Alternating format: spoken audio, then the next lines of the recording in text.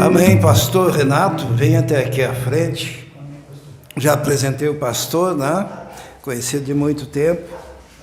E que o Senhor fale conosco, pela instrumentalidade do pastor, que seja a voz do Senhor no nosso coração, nesse trabalho que tem esta intenção de conquistar este bairro para o nosso Senhor e Salvador Jesus Cristo. E hoje o pastor Renato faz parte também, porque está lançando também sementes neste lugar. Vamos orar pelo pastor? Vamos nos colocar em pé. Santo e eterno Deus, Todo-Poderoso, coloco a vida do pastor Renato Cordeiro nas tuas mãos, ó Deus, pedindo agora, Senhor, que ele seja instrumento nas tuas mãos, que o teu Espírito Santo esteja iluminando, Senhor, esse coração, essa mente, e que, ó Deus, a tua palavra, Senhor, seja penetrante em nossos corações, ó Deus. Em nome de Jesus que oramos. Amém. Obrigado, professor. Deus abençoe. Obrigado, professor. Em nome de Jesus. Pode usar esse microfone, né, irmãos? Graça e paz, amados, amém? Amém. Vou baixar um pouquinho só aqui. É uma alegria muito grande, né? Isso. Isso, baixa um pouquinho para mim. Obrigado, querido. Tá bom. É uma alegria grande estar com os irmãos, conforme o pastor Ismael colocou. Eu já o conheço de longa data, também conhecemos a irmã Jeane, não conhecíamos ainda a família, né? Hoje ainda não vamos ver todos, né? Porque tem algumas que estão viajando, né? Estão lá para Florianópolis, fazendo curso de música, se aperfeiçoando para melhor servir ao Senhor. Eu percebi pela rádio, pelos vídeos que o pastor Ismael sempre manda para mim, que é uma igreja que tem uma veia muito importante na área da música, do louvor, né? E entendem que para fazer o melhor para o Senhor tem que se preparar cada vez mais. Também que Deus abençoe as ovelhas que o Senhor tem confiado nas mãos do pastor Ismael, da irmã Jeane, aqui nessa localidade. A irmã Jeane nós já conhecemos do tempo da Igreja Batista Sião, que ali estivemos juntos com o irmão dela, o pastor Jean. Ela depois, já conhecíamos o pastor Ismael antes, enfim, né? No meu caso foram 5 anos, porque eu estudei num outro seminário, aí eu vim a conhecer o pastor no ano de 87, o pastor Ismael, e ali nós éramos aqueles seminaristas que não morávamos no seminário. Era bem difícil a vida, porque trabalhávamos o dia todo, lutávamos sempre para sobreviver, e à noite nós íamos para estudar. Me lembro de algumas vezes, eu não sei ele, né? Mas eu muitas vezes me pegava dormindo, já sentava meio para trás assim, e me pegava dormindo, e ali eu, devido ao cansaço mesmo, né, irmãos? Mas alguns amigos davam aquela pancadinha assim, né? Acorda, Renato. E, enfim, Deus foi um tempo muito precioso. A gente trabalhou ali, não sei o pastor Ismael, mas eu mesmo não tive nenhum apoio. Eu era membro de uma igreja, que era a Batista de Vilas Oficinas, que era o meu pai, tinha sido pastor. Depois me tornei ali evangelista daquela igreja, e eles não tinham condições de me ajudar com nada. Então eu trabalhava para pagar o meu seminário, mas eu tinha convicção do meu chamado, né? Eu não tinha sido, como alguns dizem, alguns são assoviados, outros são chamados, né? Lá no Rio, o pessoal no Seminário do Sul fala: se foi assoviado, foi chamado. Quem foi chamado permanece. Quem foi assoviado só, né?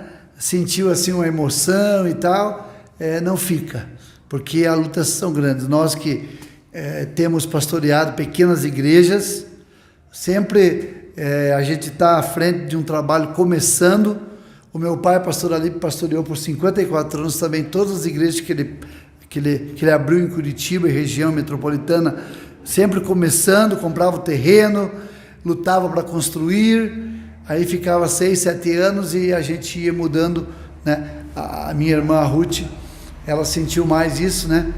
Porque ela tem alguns anos mais do que eu, né? Para vocês não descobrirem a idade dela, eu não vou falar a minha, tá bom? Brincadeira, né? Não vou falar, não.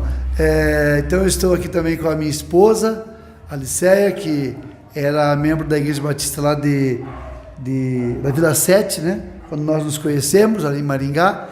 E hoje estamos servindo ao Senhor, irmãos. Começamos em Jaguariaíva, ficamos 5 anos. Depois eu fui para Irati, fiquei 2 anos. Vim para Curitiba. Daí foi na ocasião que a gente conheceu a família da irmã Giane. A mãe dela muito, muito abençoada, uma mulher de fé, né? Uma mulher de fibra mesmo, que continua servindo ao Senhor, mesmo com a dificuldade que ela tem, né? Ela tem deficiência visual, mas ela serve ao Senhor. E sempre, muitas vezes eu ia já no Templo Novo participar de algum culto, ela estava sentada na primeira fileira ali, adorando o nome do Senhor. E aí começamos um trabalho ali, talvez a irmã Giane, pastor Ismael, lembro, começamos um trabalho perto da Jocum, ali do Uberaba, onde ficamos 9 anos, compramos o terreno com a ajuda da Sião, os americanos vieram construir o templo, ficamos 9 anos, aí depois saímos dali, abrimos um trabalho mais para cima um pouco, tinha alguns irmãos que moravam num canto do Uberaba e tinha um grupo de irmãos que moravam no outro canto do Uberaba, e esses irmãos estavam desassistidos, não tinha uma igreja para eles. No começo houve até assim um burburinho, assim, uma dificuldade para aquela igreja da onde eu era pastor, que eu tinha acabado de sair, para eles entenderem que nós estávamos abrindo aquele outro trabalho, mas hoje é o campus do Uberaba, ali na frente do Jacomar. Compraram um terreno de 1,5 milhão, gastaram 9 milhões para construir o templo, e hoje tem um templo lá, frondoso, um templo bonito, estão lá servindo ao Senhor, assim como os irmãos estão. Nós não estamos mais lá, porque em 2000 eu tive o privilégio de ir no caso, eu digo por conta própria, fomos visitar o Nepal e a Índia, e Deus falou muito ao meu coração sobre a Índia, né? E então a gente, em 2014, fomos estudar inglês na África do Sul, também por nossa conta. Eu tinha sido conselheiro tutelar por 2 mandatos e eu coloquei no meu coração: eu vou guardar R$1.000 por mês e Deus vai me mostrar o momento em que eu vou gastar esse dinheiro. E durante 6 anos eu fui guardando aquele dinheiro, e foi o dinheiro que eu e minha família gastamos para comprar passagem de avião para a África do Sul e ficar 1 ano estudando numa escola lá da África do Sul. Aí depois voltamos e fomos para a Índia, e ficamos 2 anos lá, voltamos, aí aceitamos um desafio lá do sertão piauiense, pastoreamos lá um bom período, e já há 10 anos, só para dar um resumo, né? Há 10 anos, há 14 anos, a gente vai todo ano para o sertão do Piauí, por nossa conta também. Nós vamos com o carro, inclusive eu vendi esse carro ontem, a gente vai com o carro, as igrejas que podem ajudar, ajudam, a gente fica 3 dias numa cidade, 3 dias na outra, 3 dias, e vamos trabalhando assim, em pequenas igrejas, que as igrejas do Piauí são muito carentes. O Piauí é um dos estados mais desassistidos, irmãos, de evangelismo, de evangelização que nós temos na nossa nação. É um estado muito, muito idólatra e que precisa muito das nossas orações, né? Então, esse é um resumo que nós temos servido ao Senhor, buscado fazer algo para o Senhor. Sabemos que somos apenas barro nas mãos do oleiro, e é sobre esse tema, barro nas mãos do oleiro, que nós vamos falar nessa noite. Eu quero convidar você para abrir o seu exemplar da Bíblia no livro de Jeremias, no capítulo muito conhecido, capítulo 18. A gente só vai ler 6 versículos, irmãos. Amém? Glória a Deus. E que Deus continue usando esses jovens aí. Esses dias eu estava ouvindo lá a rádio e estava glorificando a Deus pelos hinos que vocês estavam cantando, que são hinos que a gente cantava, né, antigamente, e hoje não se ouve mais nas igrejas, né? Então, que vocês continuem, né, louvando ao Senhor, adorando ao Senhor, e Deus vai honrar vocês. Eu também tenho 2 filhos que estão também servindo ao Senhor, e nós ficamos felizes pela juventude estar aí dizendo: eis-me aqui, né? Envia-me a mim, né? Amém? Alguém já falou assim, que alguns dizem assim no Jeremias, Isaías 6, né? Eis-me aqui, envia aquele ali, né? A gente tem que dizer: eis-me aqui, envia-me a mim, né? Bem, irmãos, então aqui a palavra do Senhor que veio a Jeremias dizendo: levanta-te e desce à casa do oleiro, e lá te farei ouvir as minhas palavras. E desci à casa do oleiro, e eis que ele estava fazendo a sua obra sobre as rodas. Como o vaso que ele fazia de barro quebrou-se na mão do oleiro, tornou a fazer dele outro vaso, conforme o que pareceu bem aos olhos do oleiro fazer. Então veio a mim a palavra do Senhor dizendo: não poderei eu fazer em vós como fez esse oleiro, ó casa de Israel, diz o Senhor? Eis que como barro na mão do oleiro, assim sois vós na minha mão, ó casa de Israel. Amém? E Deus abençoe a sua palavra em nossos corações, amados irmãos.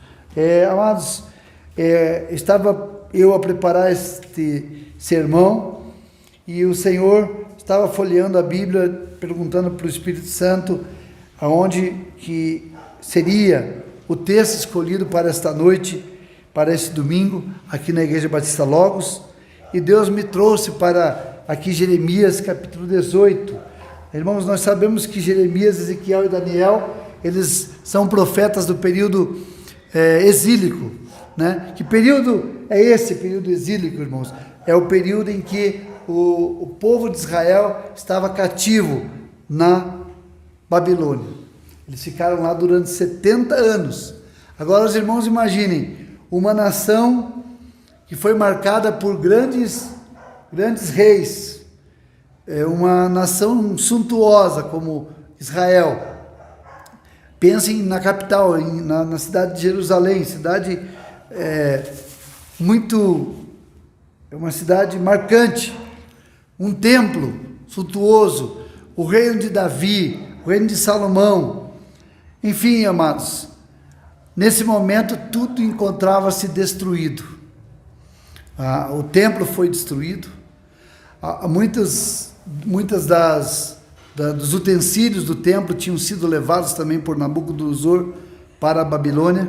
Muitos judeus, muitos israelitas tinham sido levados para a Babilônia também, principalmente os jovens, que era uma estratégia militar, né, de levar jovens, deixava os idosos, que não poderiam se insurgir contra a nação, levavam jovens. Então, daí entendemos que Daniel, quando ele foi, né, ele foi jovem, ainda era jovem para a Babilônia.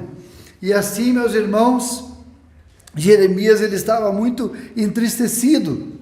Inclusive, nós temos um outro livro do profeta, né, que é o livro de Lamentações. O profeta, por exemplo, o Isaías é chamado de profeta messiânico, já o profeta Jeremias é chamado do profeta chorão, porque com certeza ele lembrava, talvez ele viu alguma coisa, mas muito do que lhe fora passado, daquilo que ele, da grandeza que tinha sido Israel, o povo ao qual ele pertencia, e agora naquela situação tão difícil, e é nesses momentos de dificuldades, de luta, de dor, que Deus, ele sempre mostra que ele está presente. Amém? Por exemplo, quando você vê lá no capítulo 6, que eu mencionei agora há pouco, dizem que Isaías era parente de longe do rei Uzias, e sendo parente do rei, é lógico que ele tinha algum tipo de benesse ali no seu ministério, talvez. E a Bíblia diz: no ano em que morreu o rei Uzias, eu vi o Senhor assentado sobre um alto e sublime trono. Então o Senhor mostrava para Isaías: você perdeu o teu amigo, o teu parente humano, mas eu continuo soberano. No trono dos tronos eu estou assentado. Aleluia. E da mesma forma, aqui nós vemos nesse momento de dificuldade, de perplexidade do profeta Jeremias, aonde ele vê o seu povo tendo sido trazido cativo para o cativeiro, e ele olha as ruínas da cidade. O Senhor fala com ele. Aleluia. O Senhor fala conosco, irmãos, em todos os momentos, seja nos momentos bons ou momentos de dificuldade. O Senhor fala conosco. O Senhor, Ele se apresenta a nós. Se nós nos mantemos fiéis a Ele, Ele é fiel a nós, sempre. Inclusive, quando nós não somos fiéis, a Bíblia diz que Ele permanece fiel, porque Ele não muda. Louvado seja Deus. E aí, meus irmãos, nós vemos nesse texto muitos aprendizados. Primeiro, eu queria falar um pouquinho sobre obedecer a Deus. Nós vivemos um tempo de desobediência. Os cachorros são desobedientes. Eu tenho cachorrinho desobediente. Os filhos muitas vezes são desobedientes. Falei isso só para dar uma descontraída, né, irmãos? Os jovens são desobedientes. As mulheres e homens no casamento muitas vezes desobedientes. E assim vai. Então nós vivemos num momento em que há uma desobediência estabelecida em todos os lugares. Você fala o A, a pessoa fala B. Se você fala B, a pessoa fala A. E assim vai. Então, diante disso, há muita desobediência, mas nós queremos falar de obediência. Alguém já falou, né, que o alfabeto de Deus é diferente, né, porque o nosso é A, B, C, D. O de Deus é obedecer. Obedecer. Ele quer que nós obedeçamos. Então, nós vemos que quando Deus fala com o profeta, qual é a atitude do profeta no versículo 2? Levanta-te e desce à casa do oleiro. Então, amados irmãos, nós vemos aqui uma atitude de obediência do profeta, de disposição, uma ação. Para obedecer a Deus é necessário disposição e ação. Eu gosto sempre de lembrar que a palavra oração, ela tem dois verbos. Tem o verbo orar e o verbo agir, né? Por exemplo, se eu falar, eu estou orando para que as pessoas se convertam, eu estou em oração. Eu não posso só orar, eu tenho que fazer algo por elas. Eu tenho que fazer algo por elas. Eu tenho que ir além e fazer algo por elas. Então não é só orar, é também agir, fazer algo. Nós vimos agora, irmãos, graças a Deus, quantas igrejas se levantando de todas as formas lá para ajudar o Rio Grande do Sul, né? E isso tudo é atitude de obediência. Então levanta-te. E aqui no versículo 3 diz: e descia a casa do oleiro. Ou seja, ele de fato levantou-se. E eu digo para você, talvez na situação em que você se encontra, o Senhor está dizendo para você: levanta-te. Levanta-te. Se levante de onde você está. Tome uma atitude. E isso não é só uma atitude pontual, mas é constante. Não é eu pegar, o pastor me ensinou, cheguei em casa, sentei na cadeira, me levantei. Sentei na cadeira e me levantei. Opa, estou fazendo a vontade de Deus. Não, não é isso. Isso é uma atitude pontual. Você precisa sempre estar disposto. Estar disposto a o pastor de repente chega para você e fala assim: olha, irmão, eu preciso visitar uma pessoa que está precisando de uma visita, vai comigo, se disponha a ir, vá até lá, levanta-te, obedeça. Então isso requer disposição. O profeta precisou se levantar, e para obedecer a Deus também é necessário se humilhar. Eu fui fazendo uns tópicos assim. Para obedecer a Deus é preciso se humilhar. Aqui a Bíblia diz: eu fui e desci à casa do oleiro. Essa palavra descer, ela nos remete à humilhação. A Bíblia diz que os humilhados serão exaltados. Então, amados, se humilhe na presença do Senhor. Se você quer obedecer a Deus, se humilhe, desça. E você vai ver que você vai ser exaltado num outro momento, amados. Então desce a casa do oleiro, e o que ele fez? Ele desceu a casa do oleiro.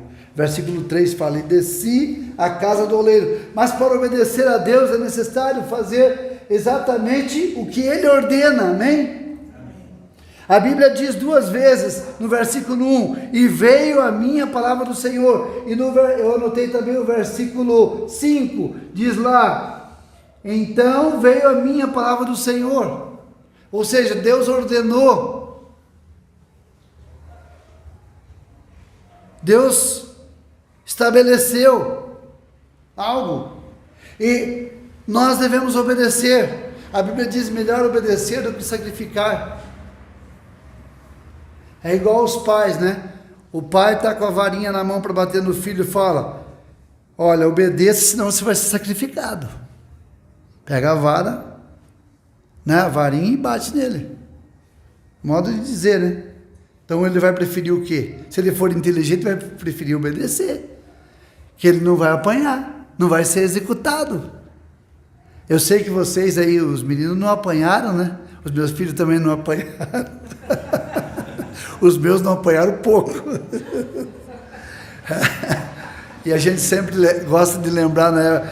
Eu e a Ruth, né? Lá na nossa casa nós somos em 6, né? Igual a novela, éramos 6. Então, a gente sempre fala que os 2 primeiros apanharam mais. Aí depois os 2 outros apanharam um pouco menos, e os outros últimos apanharam um pouco menos.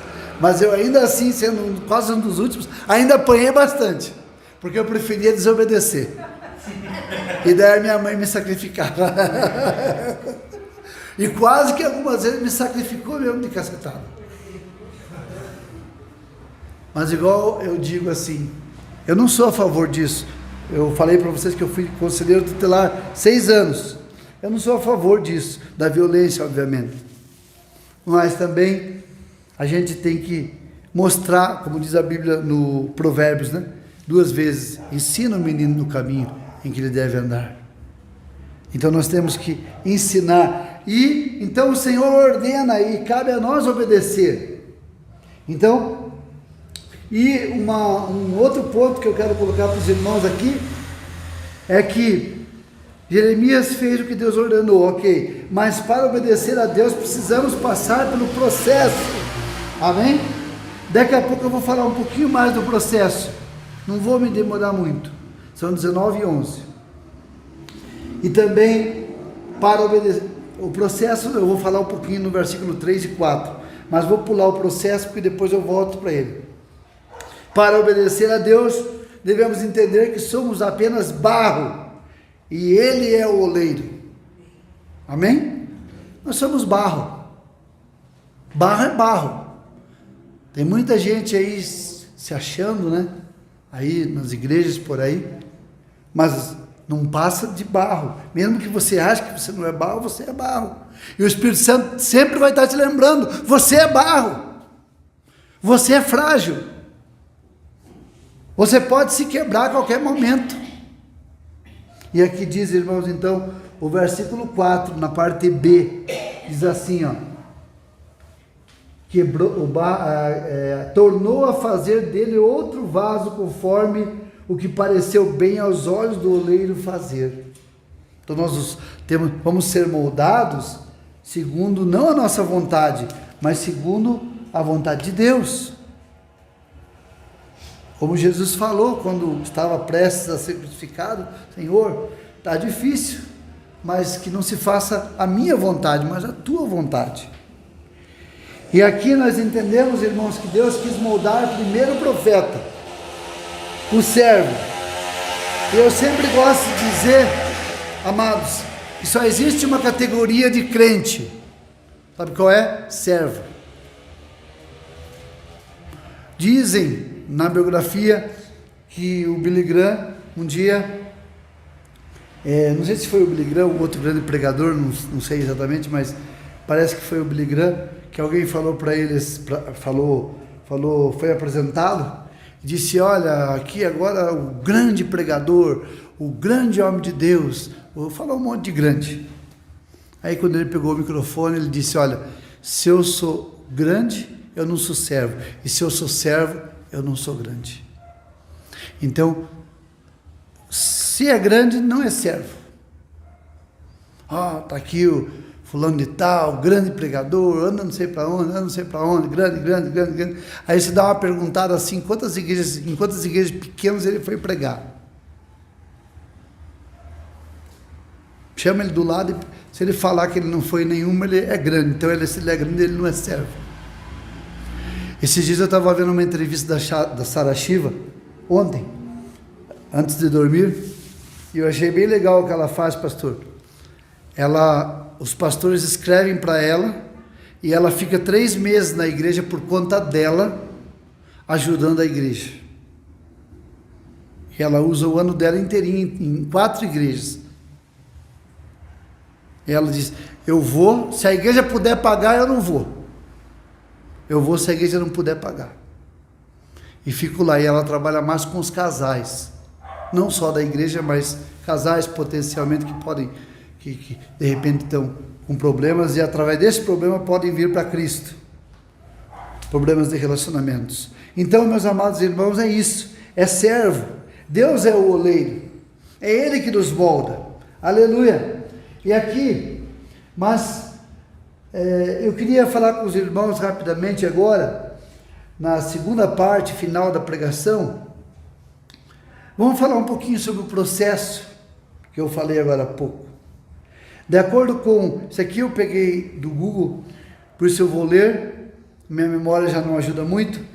De acordo com os geólogos e estudiosos, existem cerca de 200 tipos de barros na superfície do planeta Terra. Então guarde esse número, tem 200 tipos de barro na superfície do planeta Terra.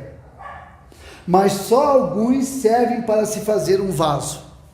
Só alguns. Talvez o pastor Ismael já pregou sobre isso, mas se já pregou, reforça-se hoje. E a escolha dos melhores tipos de barro é feita pelo profissional denominado de oleiro, considerando características específicas e quando o barro está em estado bruto. Então, quem é esse oleiro especializado? Aqui ele está falando de um homem que estudou, que se preparou e tal, um geólogo, mas para nosso entendimento, espiritualmente falando, quem é esse oleiro tão tremendo? Deus. É Deus. Amém? É Deus que está trabalhando em nossas vidas. E aí, meus irmãos, sabe quantos desses 200 que servem para fazer vaso? 8. 200 tipos de barro. Só 8 servem para fazer vaso. Os outros não prestam. Irmãos, incrível, né?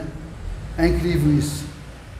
E aí entra o processo para a confecção do vaso, que eu queria terminar. Para se tornar um vaso, o barro passa pelo menos por 7 processos. Primeiro, a extração do material. Para termos o barro, extraímos a argila, que também é conhecida como barro. Então, a primeira coisa que acontece, Deus tira, o oleiro, vamos falar do oleiro primeiro, ele pega o barro de um lugar e coloca num outro lugar onde ele possa trabalhar com aquele barro, bem no seu início, bem bruto. Então, irmãos, muitas vezes Deus nos tira de um lugar e leva-nos para outro lugar para sermos o quê? Moldados, para começar a ser moldados. Para começar a trabalhar. Quando nós fomos lá para a África, para fazer inglês, a gente, como pastor, né, eu pensei, bom, vou chegar lá, eles vão me colocar, vão me colocar um cargo de posição de pastor, né?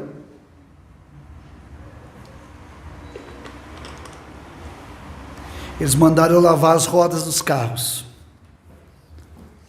E a minha esposa está em testemunha, não sei em particular com ela. Eu não reclamei, mas com ela eu reclamei. Eu não reclamei. Porque, como diz aquele ditado, como é que manda quem quer, obedece quem tem juízo. E como eu tenho, manda quem pode e obedece quem tem juízo. Como eu tenho um pouquinho de juízo, né?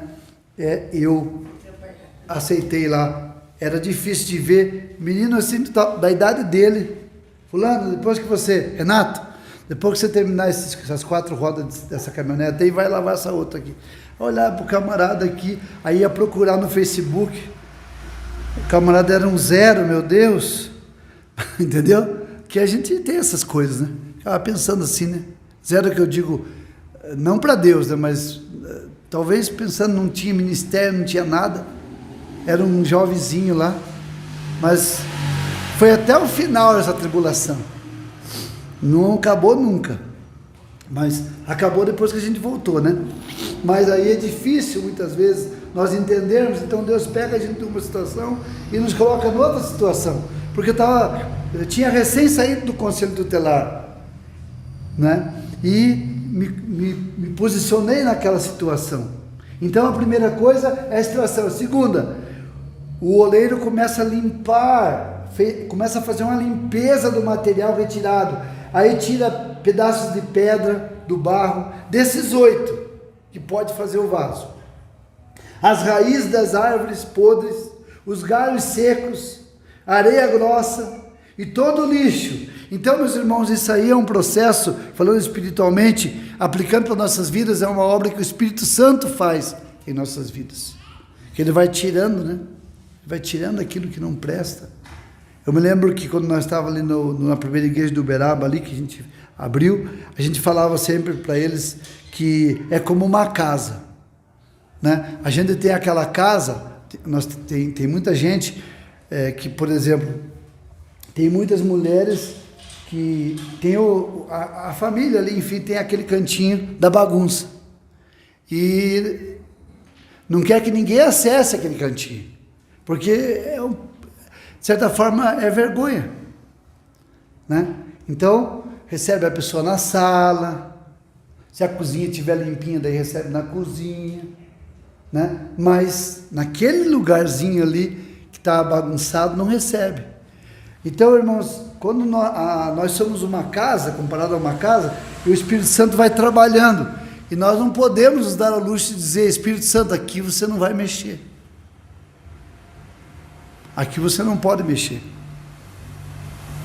Esse lugar aqui é meu. Mas quando o Senhor está reinando em nossas vidas, quando nós entendemos que Ele é o oleiro por excelência, então nós permitimos que o Espírito Santo de Deus trabalhe, amém? Naquela área da nossa vida. E vai em qualquer canto da nossa casa, todos os cantos debaixo do tapete, veja tudo que não presta e vá tirando. Glórias ao nome do Senhor. Aí vem um outro processo, depois de tirar o barro do lugar onde ele estava, colocar para um outro lugar, isso já é um processo complicado. Depois de pegar esse barro e tirar pedrinhas, tirar fiapinhos, tirar pedaços de madeira e tal, aí começa o amassar o barro. Então se coloque no lugar, como nós somos de fato, se coloque no lugar de um vaso, de um barro, sendo amassado. E digamos, comparando que ele pudesse pensar, ele talvez pensaria, por que está fazendo isso comigo? Por que está me amassando? Né? Por que está fazendo isso comigo? Está me amassando, está fazendo. E também aquilo que antes era visto como torrõe seco e duro, agora será umedecido com água. Podemos colocar a palavra de Deus, né? Fazendo um comparativo. Depois que está bem amassado, ele joga no chão e começa a pisar. E será que isso é confortável? Não é. Quantas pessoas para chegar onde Deus queria que elas chegassem, tanto na Bíblia como na nossa vida, pessoas que nós conhecemos, a gente lê livros de pessoas que passaram por isso, quanta tribulação a pessoa passou para chegar aonde Deus queria que ela chegasse. E aí, meus irmãos, por isso que às vezes nós temos que tomar cuidado da questão, por exemplo, do neófito. A pessoa, nós temos, eu tive problemas com isso, porque quando a gente pastoreia igreja pequena, as pessoas chegam, e às vezes a gente naquele ímpeto de encher a igreja, enfim, já começa a colocar a pessoa para fazer isso, fazer aquilo e tal, não procura tirar um histórico da pessoa, para ver se realmente, né, às vezes é uma pessoa que deu tanto problema e vai dar problema ali também. Então, amados irmãos, esse é o processo de amassar o barro. E aí, meus irmãos, é um longo período de tratamento com o barro, e isso vai demandar tempo. Daí o barro é coberto com uma lona preta, e é como se fosse assim, ó, fica lá escondido e ninguém vê. É aquele período lá, está lá coberto, depois de ter sido amassado, bem amassado, de ter sido extraído tudo que não prestava, tudo que ia atrapalhar o processo. Aí joga num canto lá, cobre com uma lona, e aí talvez o barro pode pensar assim, pronto, agora o pastor vai esquecer de mim. Me jogou aqui nesse canto aqui, não vai lembrar que eu existo. Deus não vai lembrar que eu existo. Eu estou aqui no canto, estou jogado, estou desprezado, vou ficar aqui. Mas não é tudo, é o tempo. Lá na comunidade, eu vi um testemunho uma vez da comunidade evangélica de São Paulo, que tinha CDs muito bonitos assim que eles tinham, e o baterista contou que para ele chegar a ser baterista, ele era pequeno ainda, e ele ficava admirando o rapaz tocando a bateria, o tocador da bateria, que foi antes dele, e ele chegou ali e falou, olha, eu queria tocar bateria, eu queria fazer isso aqui também igual você faz. Aí o rapaz pegou uma flanela, pegou um pedaço de pano, uma flanela, e falou, você quer fazer o que eu faço? Então você vai fazer o seguinte, todo domingo, o culto começa às 5 da tarde, você vai começar a limpar a bateria, lustrar a bateria, passar o pano na bateria, vai começar assim. Aí mas ele falou, mas é assim que se começa a aprender a tocar? Ele falou, é assim, no reino de Deus é assim. Aí depois ele se tornou melhor do que o outro, mas ele passou pelo processo. Talvez as pessoas ao olharem para ele ali, puxa vida, o menininho ali limpando a bateria, passando pano na bateria, olha, né? Outros podem dizer assim, nossa, que bênção que tem alguém assim que faz isso, né? A gente, quando pastoreia a igreja pequena, a gente faz, os irmãos sabem muito bem, a gente faz de tudo, não escolhe trabalho, não tem o que a gente não aprenda a fazer. Então, mas esse é um processo, né? E ali vai, enquanto o barro é coberto, nesse período será extraído o oxigênio ou a bolha de ar para adquirir uma consistência maior e para não trincar quando for um vaso. Fica resistente. Igual aquele camarada que fala assim, quanto mais me bate, mais forte eu fico. É igual massa de pão. Eu faço bastante pão. Então eu posso falar isso. Brincadeira. O barro fica lá, até que chegue no ponto de ser moldado. Aí vem, agora só falta 3. Aí vem a moldagem do barro. O oleiro coloca ele sobre as rodas, como está aqui no livro do profeta. É um tipo de trabalho que não mudou muito. Não tem muita tecnologia. É um tipo de trabalho, como que a gente pode falar? Um trabalho artesanal, manual, etc e tal, né? A gente usa muito etc quando esquece. Então vamos lá. Aí o oleiro coloca sobre as rodas e vai amassando de novo, como diz o outro. Vai de dentro para fora, num processo circular e dando forma. E em um curto espaço de tempo, nas mãos do oleiro, ele recebe a forma de um vaso, conforme a vontade do oleiro. Tem aquele hino antigo que a gente canta, eu quero ser, Senhor amado, como um vaso nas mãos do oleiro. Quebra a minha vida. O pastor Marcos Witt, lá do México, ele mora em Miami, mas ele é mexicano, né? E ele é um grande levita. E uma vez no culto, aquele hino lá, Renova-me, é de autoria dele, né? Aí os irmãos estavam cantando aqui, renova-me, Senhor Jesus, já não quero ser igual, e falando ali do processo, parece que cantaram mais uma música que falava assim de o Senhor quebrar e tal. E aí tinha uma mulher toda fervorosa, Senhor, quebra a minha vida, Senhor, quebra a minha vida, e tal, e tal, e tal. Aí, passaram-se os dias, aquela mulher, ela não apareceu na igreja, e depois ela acabou aparecendo uns dias depois, tipo assim, 15 dias, 20 dias depois, e ela falou para o pastor Marcos Witt, pastor Marcos Witt, eu não sei o que está acontecendo. Olha, lembra daquele domingo que eu vim no culto? Então, parece que Deus começou a quebrar, parece que uma caterpillar passando sobre a minha vida, um monte de situação. Daí ele falou, irmã, lembra que a irmã cantou?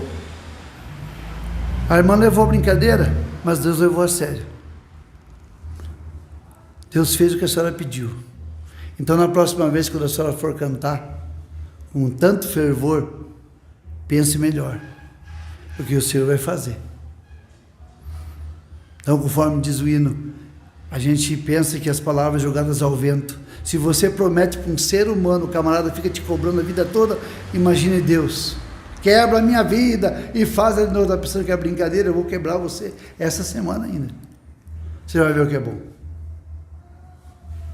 Irmãos, não é fácil.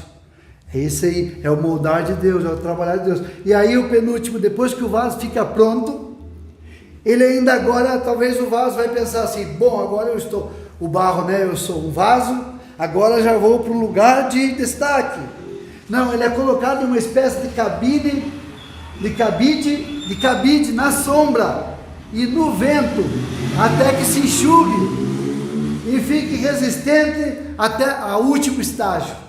E o último, a fornalha de fogo. Oh, meu Deus! Quando estava tudo, né? Foi amassado, foi pisado, colocado debaixo da lona. Ainda tem a fornalha? Tem a fornalha. É a última etapa. E para que serve a fornalha? O vaso precisa passar 24 horas dentro do forno, que é aquecido com uma temperatura acima dos limites comuns. E quanto mais o fogo aquece, mais o vaso fica belo e resistente, aleluia. Então, se você estiver passando por uma luta, por uma dificuldade, é porque você está na olaria de Deus. Não é tempo de você desistir. Falta pouco. Irmãos, eu reconheço muitas vezes no meu ministério que eu perdi muita coisa porque eu deixei de caminhar mais 2 passos, 3 passos. Hoje eu olho para trás e reconheço que talvez eu deveria ter andado um pouco mais. E quanto mais o fogo aquece, mais o vaso fica belo e resistente. 2 características, beleza e resistência. É nessa hora que ele é purificado de toda impureza interna e não aparente, e coisas que não dá para ver, então ele é purificado completamente, e do mau cheiro. Além disso, ele é transformado para ser um vaso útil. Aí, ainda assim, você está disposto, a pergunta final, a ser um barro nas mãos do oleiro? Você, irmão, está disposto a ser um vaso, depois de tudo isso que se colocou aqui? Né? Lembre-se de Gálatas 2:20, onde Paulo diz, né? Já estou crucificado com Cristo e não vivo mais eu, mas Cristo vive em mim. Então que Deus abençoe a sua palavra em nossos corações e que nós entendamos, irmãos, que esse é o processo de Deus.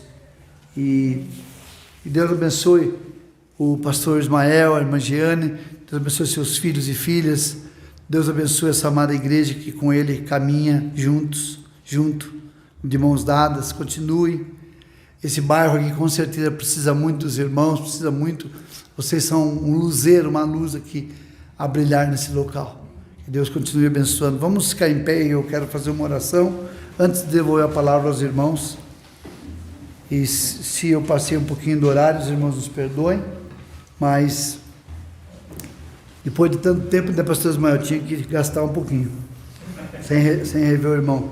Vamos então agradecer ao Senhor. Obrigado, Deus, pelos louvores maravilhosos que nós prestamos a Ti, Pai. Louvores que edificam o Teu nome, Pai. Obrigado pela Tua palavra aqui em Jeremias. Obrigado porque nós entendemos que o Senhor é o oleiro, o supremo oleiro. E nós nos colocamos disponíveis a Ti, Pai, para realizarmos o Teu querer, a Tua vontade em nossas vidas.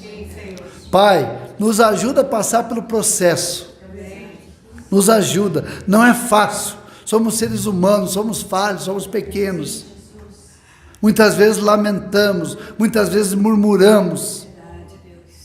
Mas que o Senhor, na Tua eterna bondade e misericórdia, esteja sobre nós nos ajudando. Que a presença do Teu Espírito Santo seja constante nas nossas vidas, Pai. Obrigado, Senhor, por esse ministério, por esta igreja, por esses jovens de valor que estão aqui, junto com o seu pastor, servindo ao Senhor. Agradecemos por tudo, no nome poderoso de Jesus. Amém, Senhor. Deus abençoe, irmãos. Podem sentar, um prazer estar com os irmãos. Amém.